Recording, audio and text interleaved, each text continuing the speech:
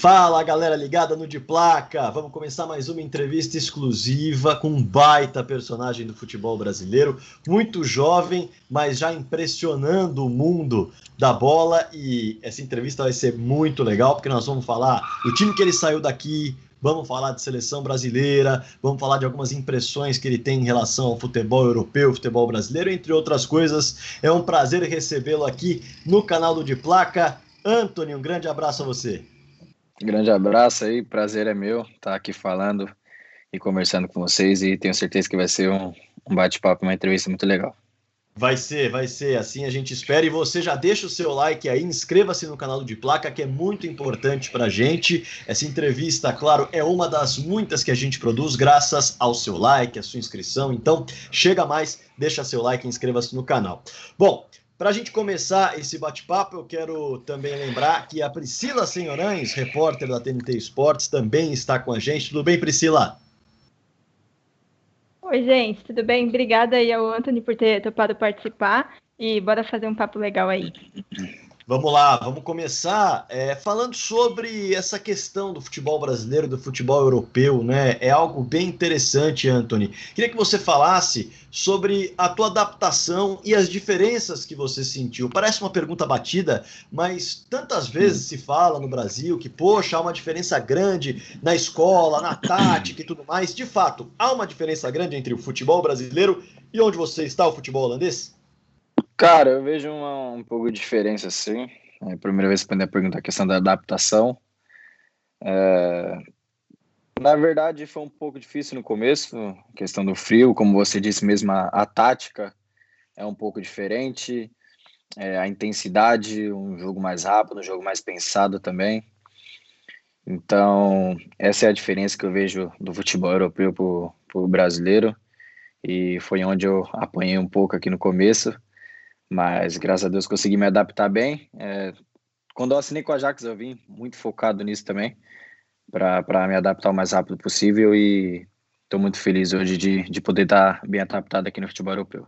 É uma questão de função que muda muito, Antony? Funções que você tem que exercer em campo?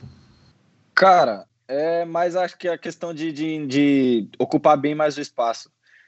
Se você for ver pelos meus números, aqui na Europa e no Brasil são muito diferentes. Se você for ver, tipo, no Brasil, eu não recebia tanta bola no espaço. Aqui eu recebo bastante, e se você for ver meus números de gols e de assistência, melhorou muito. Então, é essa evolução e esse exemplo que eu uso para comparar um pouco da diferença do Brasil futebol europeu. Bem legal, Antony. Aliás, a Priscila Senhorães agora tem a palavra, porque eu tenho certeza que ela tem alguma curiosidade em relação ao Ajax, futebol europeu também, né, Priscila?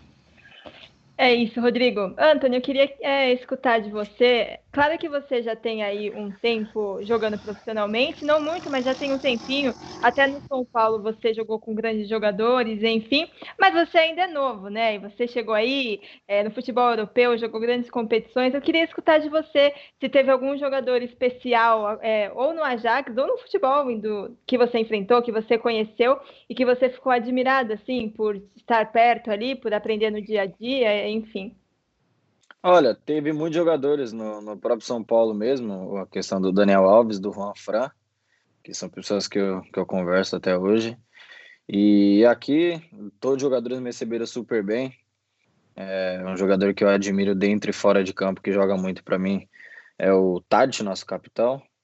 É um grande jogador, 100% de pessoa também. Sempre pergunto como que eu tô, como que estão as coisas, como que estão em casa. É um exemplo de jogador. Então, tem muitos jogadores que eu sonhei, já assisti bastante e já pude ter o privilégio de jogar junto. Então, se você citar todos aqui, tem muitos. Então, eu só aprendi e venho aprendendo cada vez mais com eles. Dentro de tudo que você observou do futebol holandês até agora, Antony, eu fico curioso para saber o seguinte: existe algo que você sente que os holandeses sentem falta? Por exemplo, aqui no Brasil, muito se fala do talento do futebol brasileiro. Essa é a grande virtude do futebol brasileiro e por isso o futebol brasileiro exporta muitos jogadores, muitos atacantes principalmente, né? O futebol holandês tem o drible, o talento como carência? Eu vou tirar talento porque aí pode ser uma resposta que pode dar uma ambiguidade, mas o que falta no futebol holandês que você percebe que eles procuram e qual é a grande virtude? Do que eles se orgulham do futebol da Holanda? Cara, é que brasileiro sempre tem essa ginga, essa habilidade, essa alegria, né? Que vem da gente mesmo. Questão de talento, você mesmo sabe, e aqui na Holanda tem muitos.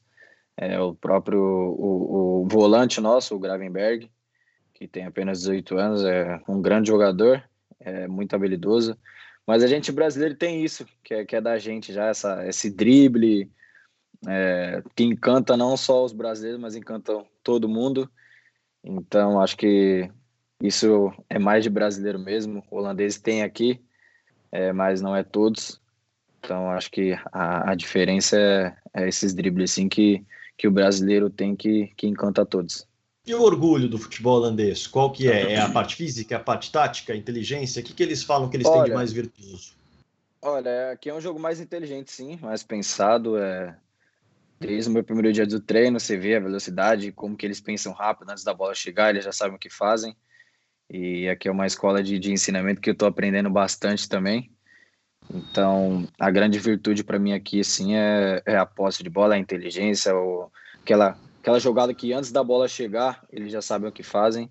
Então, eu, no começo, até que me fica, caramba, será que eu consegui fazer isso? E depois de um tempo eu fui me adaptando, e essa é a grande diferença aqui para mim no futebol holandês e no futebol europeu também. É algo bem interessante que a gente vê muito na Champions, né, Priscila?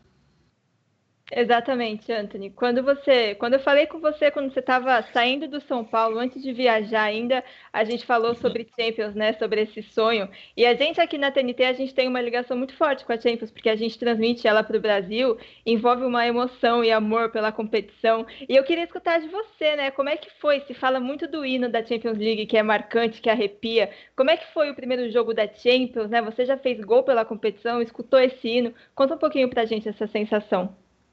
Olha, se eu falar a verdade para vocês, ninguém sabe, ninguém viu, mas no ônibus eu me emocionei bastante indo pro estádio, que como eu disse pro meu irmão, tava indo pro estádio ali, tava falando com o meu irmão na minha estreia da Champions League, que passa um filme na cabeça, né? De um ano atrás você tá morando ainda na favela e no outro ano você tá disputando uma Champions League. Então, eu e meu irmão, que sempre jogava no videogame, sempre falava, sempre quando dava o horário, sentava no sofá para assistir essa competição e sempre sonhar de poder tá numa Champions League, de poder escutar aquele hino. Eu me emocionei bastante conversando com meu irmão e ele mandando eu desfrutar do momento. E quando toca aquele hino, é um filme que passa na cabeça, assim, e ainda mais numa competição tão importante dessa, e eu poder ter esse privilégio de poder marcar. Então, com certeza, vai ficar marcado pro resto da minha vida e espero que venha muito mais aí. Futebol dá muitas oportunidades, né, para quem merece, se dedica, e o Antony é um exemplo disso, como deu para perceber. Aliás, oportunidades não só de crescer na vida, de conseguir algo que nunca imaginou em termos financeiros, em termos de qualidade de vida, mas também oportunidade de viver momentos incríveis, como dar uma caneta na Champions League. Você deu uma caneta no Rateboer. Me fala uma coisa, deu para comemorar aquilo como se fosse um gol depois que terminou o lance, dar uma caneta na Champions League? Cara, na hora ali que a gente tá dentro de campo é muito natural, a gente não planeja aquela jogada, é o pensamento rápido ali, a gente vê que abriu um espaço e a gente acaba fazendo. Então, fico feliz de poder conseguir esse lance e ter ficado marcado também.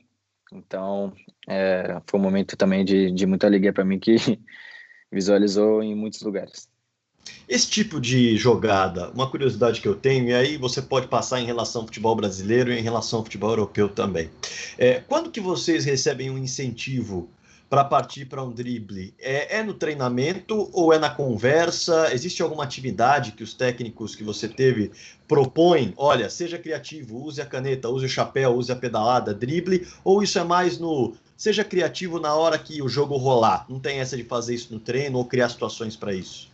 Olha, já tive treinador que mandou já falar, se tiver a oportunidade da caneta, da chapéu, vai para cima, e já tive treinadores que falou também, seja criativo, faz o que você sentir ali e seja feliz.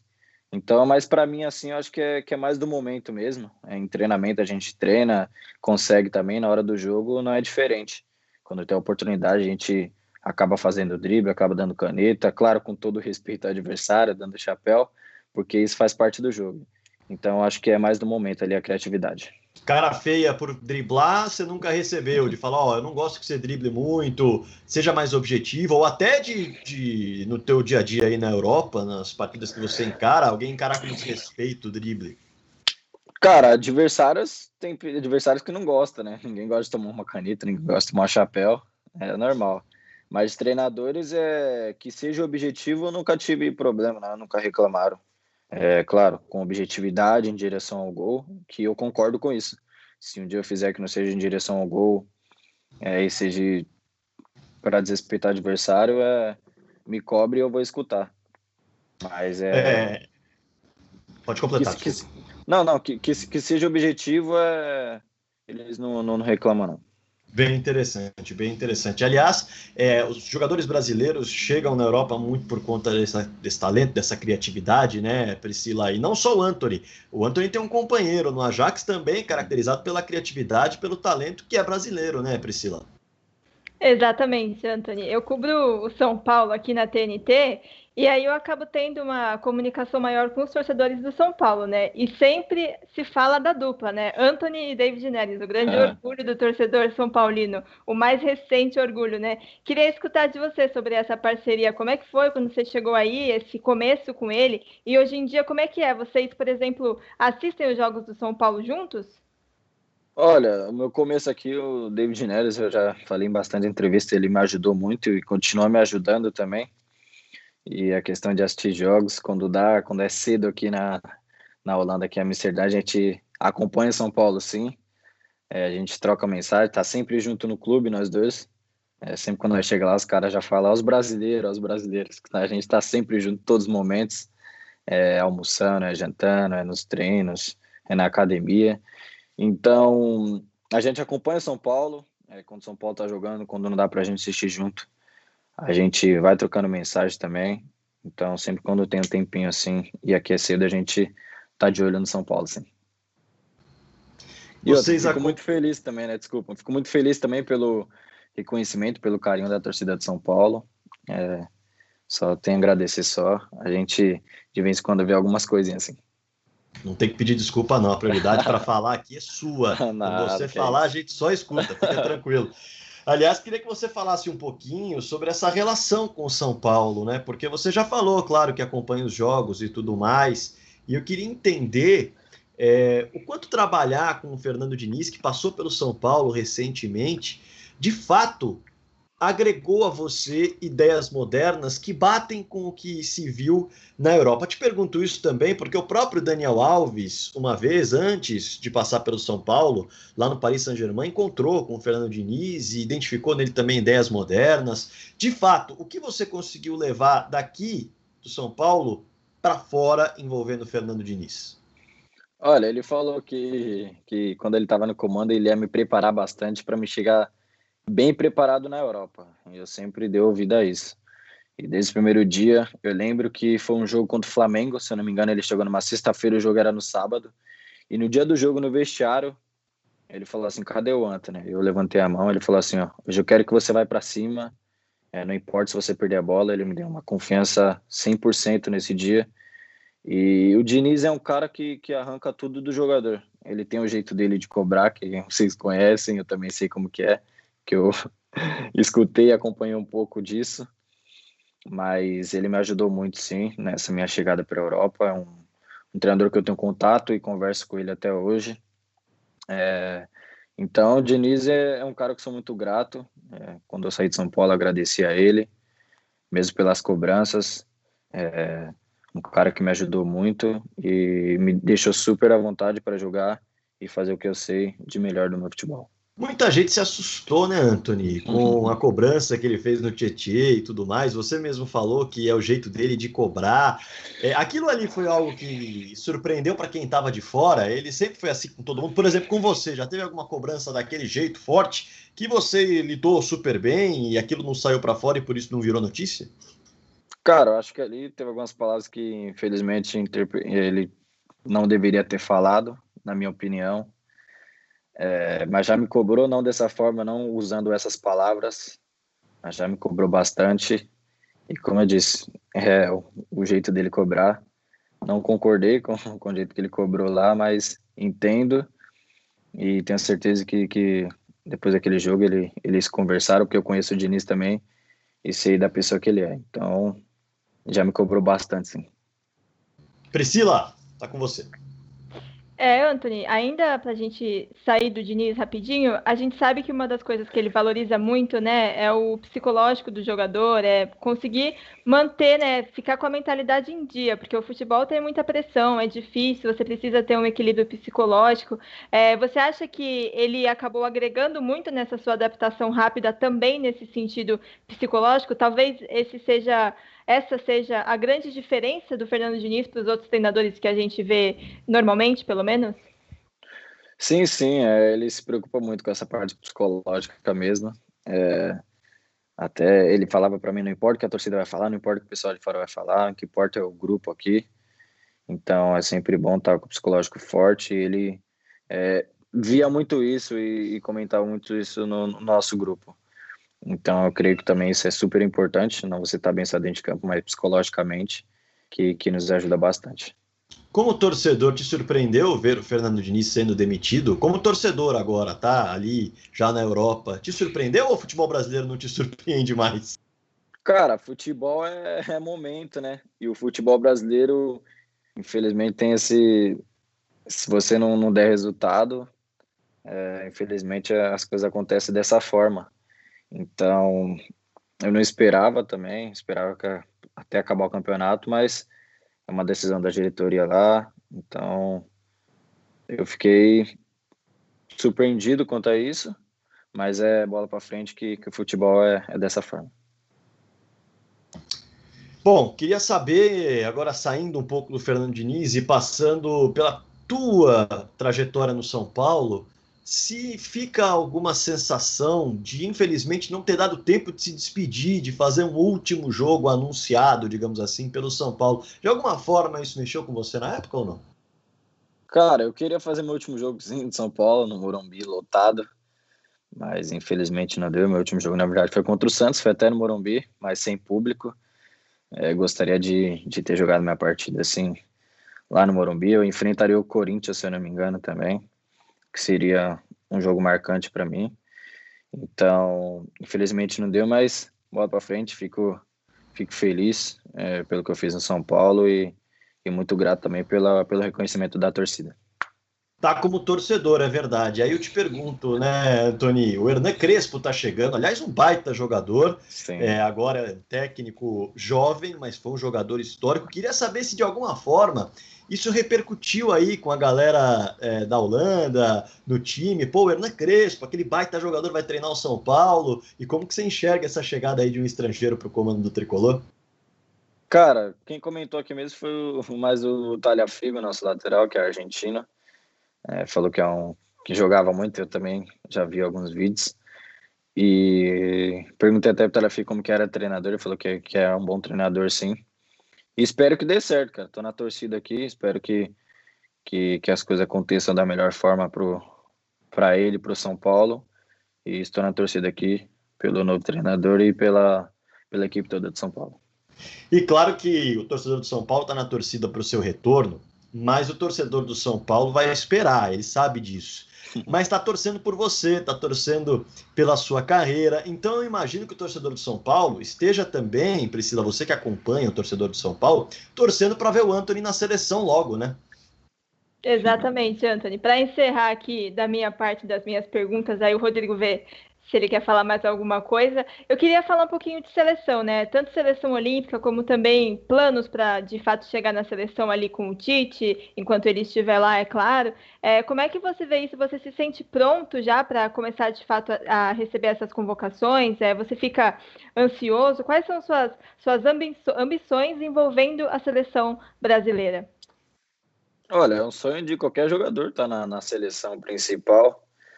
É um sonho meu também, não escondo isso, é um desejo, um sonho que eu tenho, mas eu creio que é trabalhando com passo a passo, com humildade, do jeito que eu venho fazendo aqui. No meu dia a dia eu venho trabalhando bastante, e tem a Olímpica também, que é super importante, que estou brigando para estar nesse meio também. É um sonho disputar uma Olimpíada, a gente sabe da importância de representar o nosso país. Então, a questão da seleção principal também a gente vem trabalhando e que as coisas aconteçam na calma, passo a passo. Como eu disse, estou fazendo o meu trabalho aqui, no dia a dia, com muita humildade. Então, a questão da convocação é com eles, mas se não for também, vou continuar trabalhando do mesmo jeito, porque eu sei que uma hora um momento chega. Então, vou continuar nessa pegada aqui, porque não escondo que é sonho de qualquer jogador estar na seleção, e eu vou brigar para isso. Então, eu creio que no momento certo, meu nome está lá na convocação, se Deus quiser. Pois é, a Copa do Mundo acaba sendo o sonho de muitos jogadores mesmo. Mas aí eu te pergunto o seguinte, em relação a bastidor mesmo, algo legal que o torcedor gosta de saber. Alguém da seleção brasileira já chegou a conversar com você de fato? Você chegou a bater um papo com o Tite já? Entender o que ele gosta de colocar em campo, ou com algum auxiliar, o César Sampaio? Teve algum contato direto com a seleção nesses tempos recentes? Não tive contato, não. O contato que eu tive com a seleção olímpica, que infelizmente eu não fui por conta de uma lesãozinha leve que eu tive, mas a questão de contato com a seleção principal eu não tive, não. Boa, Anthony, mas certamente vai ter em breve. Muito Amém. Sucesso para você. Obrigado pelo Posso fazer tempo. uma última, Rodrigo? Não só pode, como deve. Rapidinho, Anthony. É que eu postei que eu ia falar com você e eu esqueci de trazer uma pergunta que o torcedor queria muito saber, que é sobre a Lari, né? A torcedora do São Paulo, que tem uma identificação muito grande com você. Você ainda fala com ela? Você ainda acompanha o tratamento dela? Como é que é essa relação? E aí, agora eu encerrei, juro, vou te liberar. Nada, sem problema. Claro que eu converso com a Lari direto. Esses tempos atrás, semana passada, se eu não me engano, nevou. Eu liguei para ela para mostrar a neve para ela. A gente está sempre em contato, sim. Como eu disse, menino que eu tenho muito carinho, que eu amo muito, é meu amuleto. E já disse, não escondo. Quando eu faço L, de L de Lourenço e L de Larissa, ela sempre está nesse meio. Então, é uma menina que eu estou sempre em contato, sim. Que bonito, que carinho legal. Parabéns, Anthony, parabéns pela cabeça, pela Obrigado. maturidade, pela trajetória, que ainda é curta, mas já é grandiosa. E a gente espera conversar com você muito em breve. Quem sabe já com o carimbinho da seleção brasileira, principal da seleção olímpica, o que importa é vestir a amarelinha. Sucesso para você, Anthony. Obrigado pelo tempo e pelo papo. Muito obrigado. Prazer é meu estar aqui falando com vocês. E espero sim que o próximo papo esteja com a amarelinha no peito. Boa, Anthony. Claro que eu agradeço você que acompanhou esse bate-papo comigo, com o Anthony, com a Priscila Senhorães. E claro, lembro você de deixar o seu like, de se inscrever no canal do De Placa, porque outros grandes craques como o Anthony podem passar por aqui. Eles dependem do seu like, da sua inscrição, tá bom? Então, a gente se vê numa próxima, hein? Grande abraço. Tchau. Valeu, grande abraço. Tchau, tchau.